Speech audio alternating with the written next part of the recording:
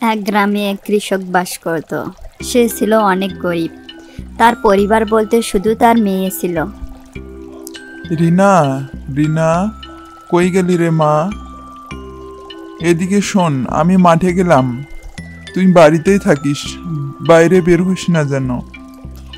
ঠিক আছে বাবা, তুমি সাবধানে যেও। এরপর কৃষক মাঠেই চলে গেল। তার ছোট মেয়ে একাই বাড়িতে বসে রইল। এইভাবে বেশ কিছুদিন কেটে যায়। তারপরে কৃষক কিছু টাকা জমিয়ে একদিন হাটে গেল। সেখানে গিয়ে তার মেয়ের জন্যে একটি ছাগল কিনে আনলো। মা রিনা, বাইরে আয়, এসে দেখ তোর জন্য আমি কি নিয়ে এসেছি। ও বাবা, তুমি আমার জন্য এত সুন্দর একটা ছাগল নিয়ে এসেছো। আমি খুব খুশি হয়েছি বাবা। আজ থেকে ও আমার খেলার সাথী। প্রতিদিন রিনা ছাগলকে খাওয়াতো, তার সাথে খেলা করতো। এভাবে তাদের সময় কেটে যাচ্ছিল। রিনার আর একা মনে হচ্ছিল না, কারণ তার খেলার সাথী হয়েছে একটি ছাগল। সে ছাগলের নামও রেখেছে, তার নাম দিয়েছে মিঠু। খালি পেটে থাকতে মন চাচ্ছে না, অনেকদিন হয় মানুষের মাংস খাই না। যাই আশপাশটা ঘুরে দেখি, কোথাও মানুষ মেলে নাকি। আহ আহ আহ ওই তো শালা দেখতে পাচ্ছি মানুষ।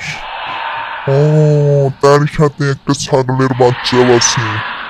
বাচ্চাটা তো বেশ সুন্দর, না জানি তার মাংস কত ভালো হবে। যাই, আজকে ওকেই নিয়ে যাব। আচ্ছা মিঠু, তুই ঘাস খা, আমি ঘরে থেকে যাচ্ছি।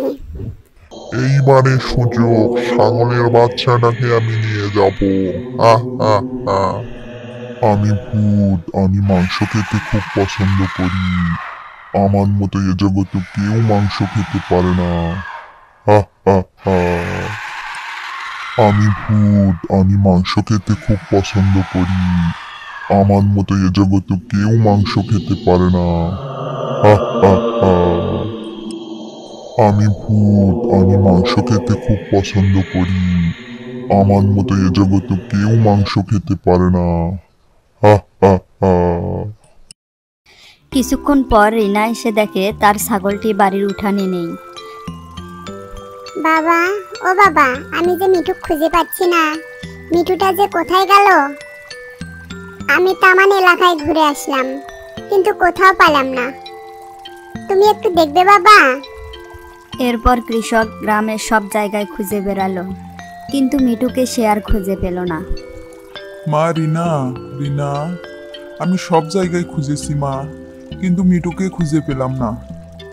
তুই মন খারাপ করিস না, আজ তো সন্ধ্যা হয়ে এলো, ও ঠিক সকালে ফিরে আসবে।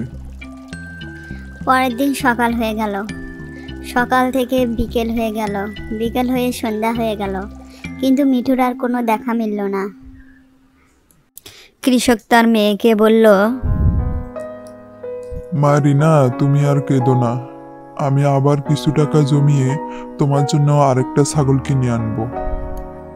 আর এভাবে গরিবদের স্বপ্ন স্বপ্নই থেকে যায়।